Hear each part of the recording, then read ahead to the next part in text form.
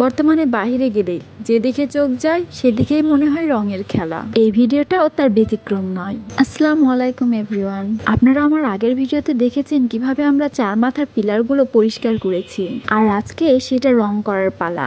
ইতোমধ্যে পিলারগুলোতে রঙের কাজ শুরু হয়ে গেছে। আমাদের যে শিক্ষার্থী ভাইয়ারা আছে তারা অলরেডি পিলারগুলোকে সাদা রঙে রাঙিয়ে দিয়েছে, আর এদিকে শিক্ষার্থী আপুরাও তাদেরকে সাহায্য করছে। পিলারগুলোকে যেহেতু সাদা কালার 3-4 বার করে করতে হবে, তাই আপুরা তাদের হেল্প করছে। আপনাদের মনে হয়তো একটা প্রশ্ন আসতে পারে যে আপু, এই রঙগুলো আসলে কে কিনেছে? আপনারা কি নিজেদের টাকা দিয়ে এই রঙগুলো কিনেছেন? আমরা যখন পিলারগুলো পরিষ্কার করছিলাম তখন এইগুলোকে রং করার জন্য অনেক সাধারণ মানুষই আমাদেরকে সাহায্য করেছে আর্থিক সহযোগিতার মাধ্যমে।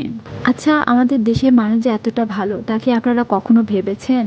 তারা এই যে বিনা কারণে রং কেনার জন্য টাকা দিল, আবার এই যে এতগুলো শিক্ষার্থী এখানে কাজ করছে সেটা দেখে তারা মাঝে মধ্যে খাবার দিয়ে যাচ্ছে, পানি দিয়ে যাচ্ছে।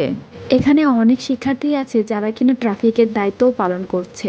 এরই মাঝে আবারও বৃষ্টি শুরু হয়ে গিয়েছে, আর এখানে সবাই ওয়েট করছে তাদের হাতের ছোঁয়ায় পিলারগুলোকে রাঙিয়ে দেওয়ার জন্য। দেশের প্রায় বেশিরভাগ জায়গাতেই শিক্ষার্থীরা ট্রাফিকের দায়িত্ব পালন করছে অথবা দেয়ালে চিত্র অঙ্কন করতে ব্যস্ত। এখানে প্রায় 11টি পিলার ছিল, আর এগুলোকে রং করা এতটা সহজ ছিল না, কেননা পিলারগুলো উঁচু ছিল। পিলারে যে হোয়াইট কালারগুলো করা হয়েছিল সেগুলো শুকিয়ে গেছে, আর তাই আমাদের আর্টিস্ট ভাইয়ারা শুরু করে দিয়েছে চিত্র অঙ্কনের কাজ। আর এদিকে আমাদের আলপনাতে যেসব কালারগুলো ব্যবহার করা হবে সেগুলো রেডি করা হচ্ছে। কোথাও লাল, কোথাও নীল, কোথাও হলুদ, কোথাও সবুজ। এ যেন রঙের এক মেলা। আশেপাশের মানুষ কেন জানি না খুব আনন্দের সহিত আমাদের কাজগুলো লক্ষ্য করছিল আর আমাদেরকে উৎসাহ দিচ্ছিল।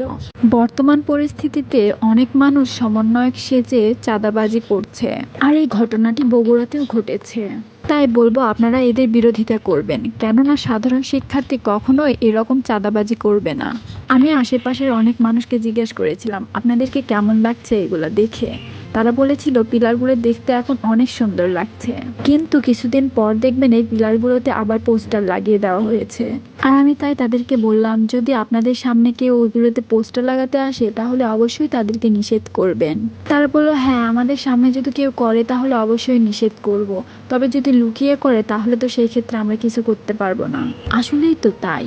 আমরা যদি যে যার যার জায়গা থেকে সতর্ক থাকি আর দেশটাকে ভালোবাসি, পরিষ্কার পরিচ্ছন্নতা বজায় রাখি, তাহলেই কিন্তু দেশটা সুন্দর হয়। সবার সুস্থতা কামনা করে আজকের মতো এখানে শেষ করছি।